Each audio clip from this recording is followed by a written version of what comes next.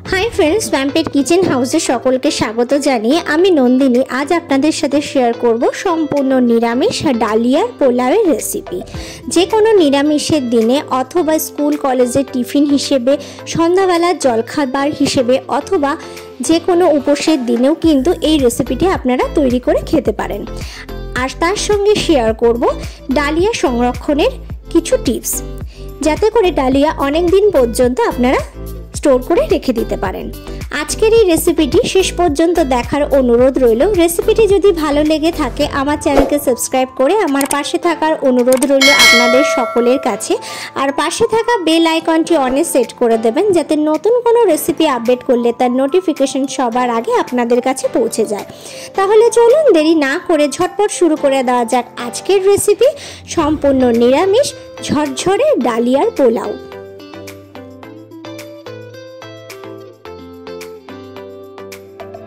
এই ডালিয়ার পোলাও বানানোর জন্য প্রথমেই লাগবে আমাদের ডালিয়া। আমি এখানে মেজারিং কাপের 1 কাপ ডালিয়া নিয়ে নিলাম। আর আপনারা যে কোনো বাটি বা কাপ মেপে আপনাদের পরিমাণ মতো ডালিয়া নিতে পারেন। ডালিয়াটাকে প্রথমে একটা কড়াইতে শুকনো খোলায় বেশ ভালো করে নাড়াচাড়া করে হালকা রোস্ট করে নিতে হবে। অবশ্যই লো ফ্লেমেই কিন্তু ডালিয়াটাকে নাড়াচাড়া করে রোস্ট করে নিতে হবে। হাই ফ্লেমে কিন্তু ডালিয়াটাকে নাড়া যাবে না, তাহলে খুব তাড়াতাড়ি ডালিয়া পুড়ে যাবে, সেক্ষেত্রে কিন্তু ডালিয়াটা ভালো লাগবে না। আর যখনই আপনারা বাজার থেকে ডালিয়া কিনবেন তখন বাজার থেকে ডালিয়া এনে লো ফ্লেমে কড়াইতে এইভাবে নাড়াচাড়া করে একটু রোস্ট করে নেবেন এবং ততক্ষণ পর্যন্ত নাড়াচাড়াটা করবেন যতক্ষণ না খুব সুন্দর একটা মিষ্টি ডালিয়ার একটা ভাজা গন্ধ বেরোতে শুরু করে। তারপর সেই ডালিয়াটাকে যে কোনো পাত্রে, বড় পাত্রে ঢেলে একটু ঠান্ডা করে তারপর কোটোয় মুটকি আটকে এয়ারটাইট করে রেখে দেবেন। এতে করে ডালিয়া কিন্তু অনেক দিন পর্যন্ত ভালো থাকবে, ডালিয়ায় কিন্তু একটুও পোকা লাগবে না। এইভাবে যদি আপনারা ভেজে ডালিয়াটা রেখে দেন, তারপর যখন আপনাদের কোনো কিছু বানাতে ইচ্ছা করবে তখন আপনারা চট জলদি সেই ডালিয়াটা দিয়ে আপনারা ডালিয়ার যে কোনো রেসিপি তৈরি করে নিতে পারবেন। এইভাবে ডালিয়া কিন্তু অনেক দিন পর্যন্ত সংরক্ষণ করা যায়, এতে করে ডালিয়াতে একদম পোকা ধরে না এবং অনেক দিন পর্যন্ত ডালিয়াটা ভালো থাকে। আমি যেহেতু এখানে 1 কাপ ডালিয়াই রেসিপি আপনাদের তৈরি করে দেখাবো, তো সেই কারণে আমি 1 কাপ ডালিয়া বেশ ভালো করে কড়াইতে নাড়াচাড়া করে নেব। তো এর থেকে আমি কিছুই আর তুলে রাখবো না, তো সেই কারণে সম্পূর্ণ ডালিয়াটাই আমি রান্না করব যেহেতু, তাই লো ফ্লেমে ডালিয়াটাকে বেশ ভালো করে নাড়াচাড়া করে রোস্ট করে নেব যতক্ষণ না ডালিয়া থেকে খুব সুন্দর গন্ধ বের হতে শুরু করে। তো দেখো ডালিয়া কিন্তু বেশ ভালো করে ভেজে নেওয়া হয়ে গেছে, ডালিয়া থেকে খুব সুন্দর গন্ধ বের হতে শুরু করেছে। এবার আমি ডালিয়াটাকে একটা পাত্রে ঢেলে নেব।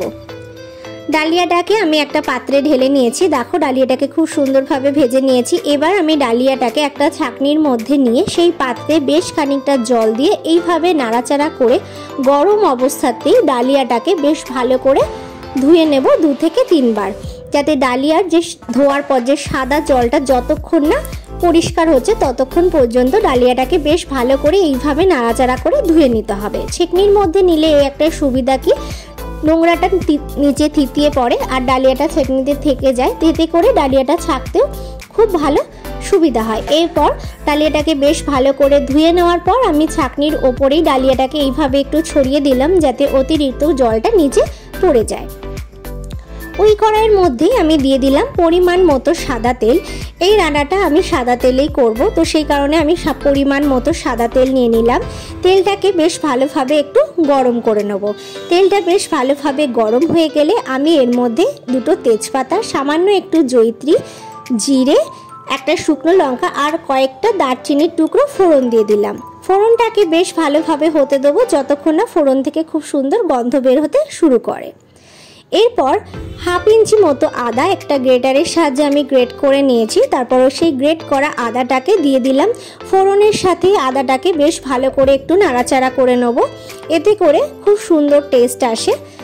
আপনারা চাইলে আদা বেটেও কিন্তু ব্যবহার করতে পারেন, আমি গ্রেটারের সাহায্যে গ্রেট করেও দিয়েছি, আপনারা চাইলে এইভাবেও দিতে পারেন, কোনো অসুবিধা নেই। এবার আমি এর মধ্যে 2টো মিডিয়াম সাইজের গাজর দিয়ে দিলাম। যেহেতু গাজর সেদ্ধ হতে একটু বেশি সময় লাগে, তাই প্রথমেই আমি গাজরটাকে তেলের মধ্যে দিয়ে একটু নাড়াচাড়া করে ভেজে নেব। গাজরটা হালকা ভাজা হয়ে গেছে। গাজরটা হালকা ভাজা হয়ে গেলে এবার আমি এর মধ্যে দিয়ে দিচ্ছি আলু। আমি আলুগুলোকে ডুবো ডুবো করে কেটে নিয়েছি। যেহেতু আমি চন্দ্রমুখী আলু নিয়েছি, তো আলুটা খুব তাড়াতাড়ি গলে যায়, তো সেই কারণে গাজরের সঙ্গে কিন্তু আমি আলু দিইনি, আমি আলুটাকে পরে দিয়েছি। এবার আলুটাকে গাজরের সাথে বেশ ভালো করে নাড়াচাড়া করে নেব। এবার আমি এর মধ্যে দিয়ে দিলাম অল্প পরিমাণে লবণ, যাতে ভাজার মধ্যে লবণটা ভালোভাবে ঢোকে। আর দিয়ে দিচ্ছি 2টো এলাচ। আমি মাঝখান থেকে এলাচটাকে ফাটিয়ে আমি পরে দিচ্ছি। আমি কিন্তু ফোড়নে এলাচ একদমই ব্যবহার করিনি, পরে দিলাম যাতে এলাচের গন্ধটা বেশ ভালোভাবে থেকে যায়। ভালো করে আবারও নাড়াচাড়া করে নিচ্ছি। আলুটাও হালকা সেদ্ধ হয়ে গেলে আমি এর মধ্যে দিয়ে দিচ্ছি ক্যাপসিকাম দিয়েও বেশ ভালো করে নাড়াচাড়া করে এবার 3টে সবজিকে বেশ ভালো করে ভাজা ভাজা করে নেব। আপনারা চাইলে আপনাদের পছন্দ মতো সবজি কিন্তু এখানে অ্যাড করতে পারেন, আবার যেটা পছন্দ না সেই সবজি কিন্তু আপনারা স্কিপ করে দিতে পারেন। আপনাদের পছন্দ মতো সবজি কিন্তু আপনারা এখানে ব্যবহার করবেন। ভালো করে নাড়াচাড়া করে আমি সবজিগুলোকে বেশ ভালো করে ভাজা ভাজা করে নিয়েছি। এখন আমি এর মধ্যে দিয়ে দেব কিছু পরিমাণে কাজু বাদাম আর দিয়ে দিচ্ছি কিশমিশ। এগুলো কিন্তু আলাদাভাবে ভাজার কোনো প্রয়োজন নেই, সবজির সাথে এইগুলোকে আমি এবার ভাজা ভাজা করে নেব। প্রায় 3 থেকে 4 মিনিট মতো মিডিয়াম টু লো ফ্লেমে আমি ভালো করে ভাজা ভাজা করে নেব। আমি এর মধ্যে একটু লঙ্কাও দিয়ে দিয়েছিলাম, 2টো লঙ্কা দিয়ে দিয়েছি। যেহেতু এডিট করার সময় স্কিপ হয়ে গেছে, আমি সেটা খেয়াল করিনি। তো ঝালটা আপনারা যে যেরকম খেতে পছন্দ করেন সেই অনুসারেই দেবেন। ভালো করে সবজিগুলো ভাজা হয়ে গেলে জল ঝরিয়ে রাখা ডালিয়াটাকেও আমি সবজির সাথে বেশ ভালো করে নাড়াচাড়া করে ভেজে নেব। গ্যাসের ফ্লেমটাকে এই পর্যায়ে আমি হাই ফ্লেমেই রেখেছি। তারপর বেশ ভালো করে সবজির সাথে ডালিয়াটাকে ততক্ষণ পর্যন্ত নাড়াচাড়া করব যতক্ষণ না ডালিয়াটা বেশ ভালো করে ভাজা হয়ে ঝুরঝুরে হয়ে যায়। মানে ডালিয়ায় যে জলটা থাকবে সেই জলটা যেন একদম ভাজতে ভাজতে শুকিয়ে যায়, ততক্ষণ পর্যন্ত সবজির সাথে আমি ডালিয়াটাকে বেশ ভালো করে ভাজা ভাজা করে নেব। এতে করে ডালিয়াটা যখন রান্না হবে তাহলে কিন্তু একদম ঝরঝরে ডালিয়ার পোলাওটা তৈরি হবে। ডালিয়ার ভাজার সময় যেন ডালিয়ার মধ্যে কোনো রকম জল অবশিষ্ট না থাকে, বেশ ভালোভাবে ডালিয়াটা ভাজা হয়ে যায়, সেদিকে কিন্তু অবশ্যই খেয়াল রাখতে হবে। তো দেখো ডালিয়াটা কিন্তু বেশ ভালোভাবে ভাজা হয়ে গেছে, একদম ঝরঝরা হয়ে গেছে ডালিয়াটা কিন্তু সবজির সাথে ভাজতে ভাজতে। এবার আমি এর মধ্যে দিয়ে দেব ফুটন্ত গরম জল। এর মধ্যে কিন্তু একদমই নর্মাল জল ব্যবহার করা যাবে না, ফুটন্ত গরম জলই কিন্তু ব্যবহার করতে হবে। আর অবশ্যই যে পাত্র মেপে আপনি ডালিয়াটা নেবেন সেই পাত্র মেপেই কিন্তু জলটা ব্যবহার করতে হবে। আমি যেহেতু এখানে 1 কাপ ডালিয়া ব্যবহার করেছি, তো সেই কারণে 1 কাপ ডালিয়ার জন্য আমি এখানে নিয়ে নিয়েছি সেই কাপ মেপেই 2 কাপ মতো ফুটন্ত গরম জল।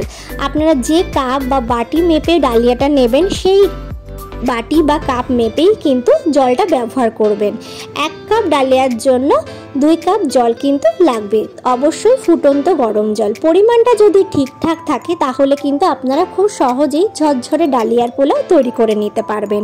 জলের পরিমাণ যদি এদিক ওদিক হয়ে যায় তাহলে কিন্তু ডালিয়াটা ঝরঝরে হবে না। এবার আমি এর মধ্যে দিয়ে দিলাম পরিমাণ মতো লবণ আর দিয়ে দিচ্ছি স্বাদ মতো চিনি।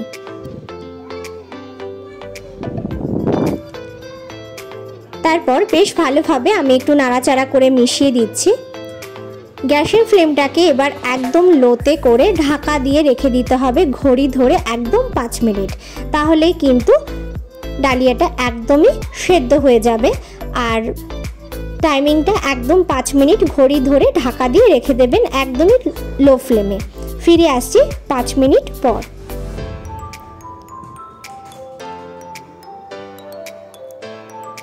ফিরে আসলাম 5 মিনিট পর। দেখুন সম্পূর্ণ জল কিন্তু টেনে গেছে। ভালো করে একটু নাড়াচাড়া করে মিশিয়ে দিচ্ছি। যে হালকা জল জল ভাবটা আছে এটা কিন্তু সম্পূর্ণভাবে টেনে ডালিয়ার পোলাওটা কিন্তু সম্পূর্ণ ঝরঝরে হয়ে যাবে।